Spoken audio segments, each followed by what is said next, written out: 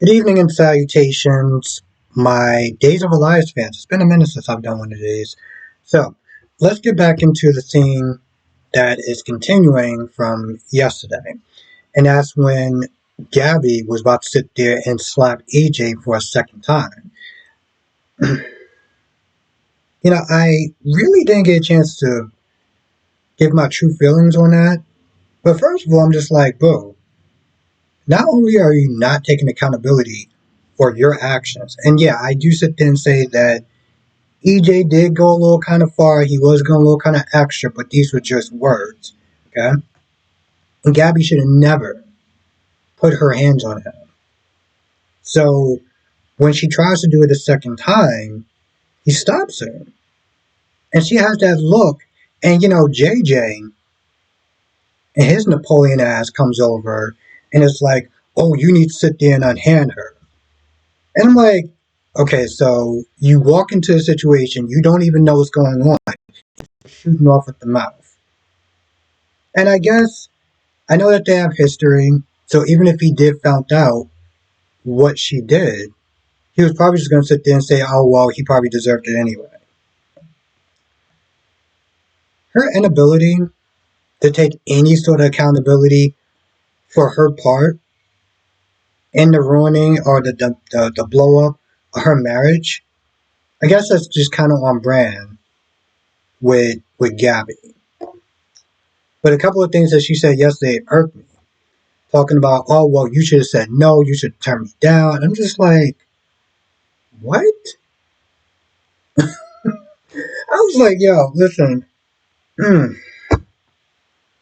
Then you realize that she has the maturity level or the maturity range of a 16-year-old little girl.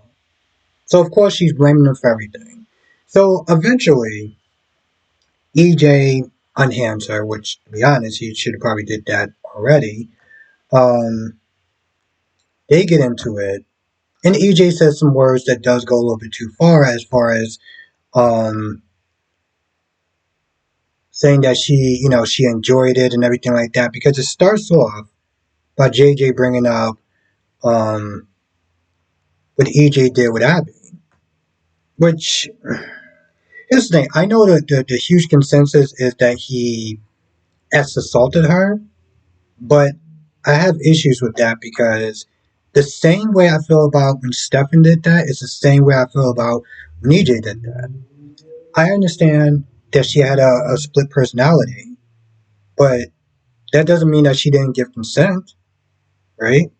If Abby was technically still alive and she was also Gabby, with a Y, just because. Isn't it they're telling me that every time that she asks for something or she orders a drink or anything like that, that she's not consenting to it? Because that is another personality of hers. So when he brought that up, it's like Sneaker saying, well, he did something that he didn't do. And I don't think that most people understand just the ramifications of how huge of an accusation that is. Anyway, he does eventually apologize, say, hey, listen, okay, I kind of went a little bit too far. He tells both of them that Kat is a free woman. And, Gabby's annoyed. She's mad, pissed off. I'm like, Gabby, your feelings don't matter. Let's just be very clear. He don't give a damn about your feelings, and he doesn't have to. And the same thing with JJ. At this point, he's like, I don't owe any of y'all an explanation. So as he walks away, JJ grabs his arm and punches him in the face. Now, at this point, AJ's like, yo, listen, I can sit there and press charges on both of y'all. But Gabby is like, oh, well, I'll testify that you started it. And so at this point, he's like, you know what? I'm not even going to sit there and deal with the headache. And he walks off. And Gabby does thank him for standing up for her and everything. And they get to talking. And one of the things she asks is, are you willing to forgive me? Because Gabby did a lot. Gabby did a lot with Julie as far as the whole heart thing, what she did with Abby. So he's like, yeah, I can't sit there and start lying and saying that, I'm totally over it. But I saw the previews. I know eventually they do want to be in a relationship. And I do understand that time does heal all wounds or most wounds. But Gabby, like I said, she is clearly tripping on some BS. Now, Johnny wants to sit there and tell the truth to Chanel, and Joy's like, no, you can't do that because it's not just going to affect you. She tells him all the reasons why he shouldn't say anything, and I'm kind of just like, Joy, listen, I get it. You're young, and this is how you handle situations by lying and don't saying anything.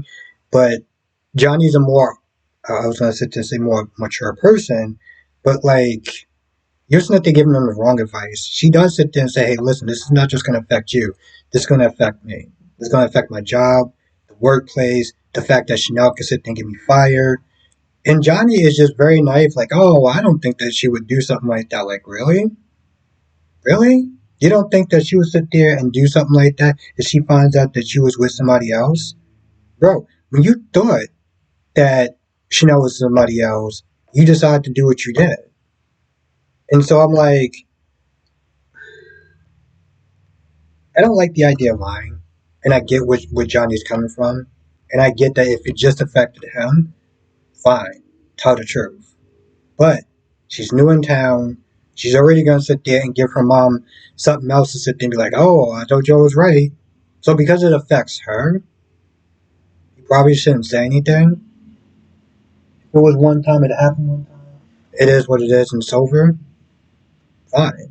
But of course, we all know that it's still popular, so it's going to come back sooner or later. So, I mean, to be honest, she better start looking for a second job. She does want up running lines with Chanel. Chanel invites her over for dinner and everything, and won't take no for an answer. So she's going to be in constant, uncomfortable and awkward situations between the fact that they work together and Nancy was like, oh, you gotta sit there and take care of my little girl. So that's what Chanel's doing. Um, Johnny does to his dad that he cheated because he thought, because he thought that Chanel betrayed him. Didn't even sit there and see confirmation. You understand how stupid that is, right? I mean, yeah, there's no way. Yeah. Now, Stephanie's not there catching up with Paulina, and Paulina makes a little joke about, oh, yeah, my little girl Chanel because of the whole mishap thing. And she does sit there and say in the future she's going to start cracking down on the interpersonal relationships. I don't know what that means, but after Jada and Rafe were there for a while, and Rafe was like, "Okay, cool. Listen, I'm fit. I'm ready to go. I can sit there and be commissioned again." She's like, "Yeah, that's not going to happen," and she's very careful with her words. Um, which is double talk in a sense because she's like, listen, I just don't feel a need for you to sit there and come back. We're short staffed right now, so I can use you as a detective. I'm like, yeah, you can also use Jada as a detective. So, like, being short staffed doesn't really make a lot of sense. But what she does sit there and say is ever since she took over, crime has dropped. She's been working on some high profiles. And long story short, she's been doing a good job. Too good of a job to sit there and just decide to switch her back to detective. And so, in the double talk language, she's pretty much just like, yeah, she's been doing better than you, bro. She's been doing way, way, way better than you. Okay, we're not about to sit there and go backwards. And you're a good guy, and you're a good guy, and probably a good police person. But like, she's better than you. So that's what she didn't say. And you can tell Rafe is just pissed. And Jada even tries to speak up, like, "Hey, listen, this is only temporary." And Pauline's like, "Nope, listen, decisions made. It's not up. You know what I'm saying? Like, it's not either one of your jobs. It's my job to sit there and give it to who I choose." And oh, even if Jada decided not to do it, I'm pretty sure she would give it to somebody else. Just because, his bad track record. So it's a bitter pill for him to sit there and swallow. But he's like, hey, listen, congratulations. And you can tell that she feels guilty as hell. But it is what it is. Um,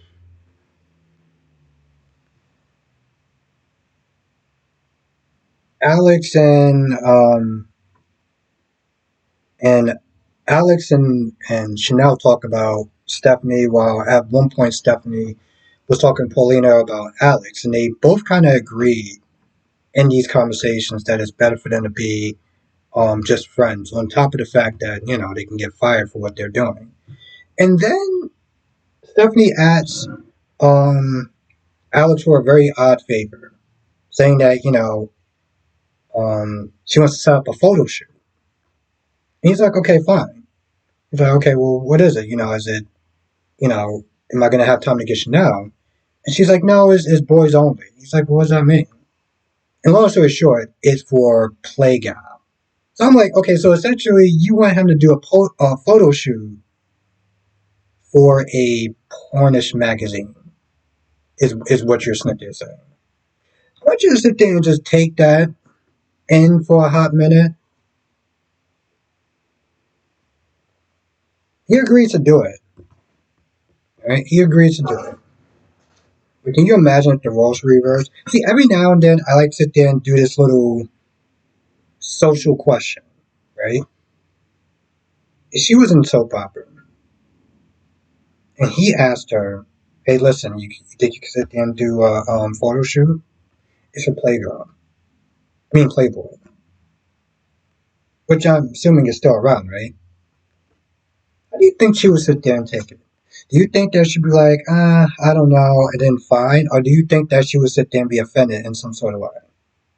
Because knowing Stephanie and knowing just society in general, I'm pretty sure she'll sit there and be appalled by it. Like, oh, what do you think, just because I'm a woman, or you're just using me as a sex object or something like that, or some sort of, don't be mad at me, but some sort of feminist stance on the simple question. And just on a side note, I remember this YouTuber that got offended because somebody asked her, or they suggested, hey, you should sit there and get an OF. And she got personally offended by it, and she went on a rant, and I was kind of like, okay, I understand you being a little annoyed about it, but you taking it kind of extra. So you can only imagine how she would sit there and feel. Um, oh, I forgot to mention that Roman was there. I mean, I could have not said that. It wouldn't have changed the review. It wouldn't have changed the episode. But I felt like I just should have did my due diligence and snip there saying something. Now, if I missed anything, write in the comment section below. Or better yet, come to the live stream tonight, 8 p.m. Eastern, 5 p.m. Pacific. We'll sit there and talk about all the shows, General Hospital, Days of Our Lives, Bold and Beautiful, and Young and Restless. With that being said, I'm going to go. I'll see you in the next video.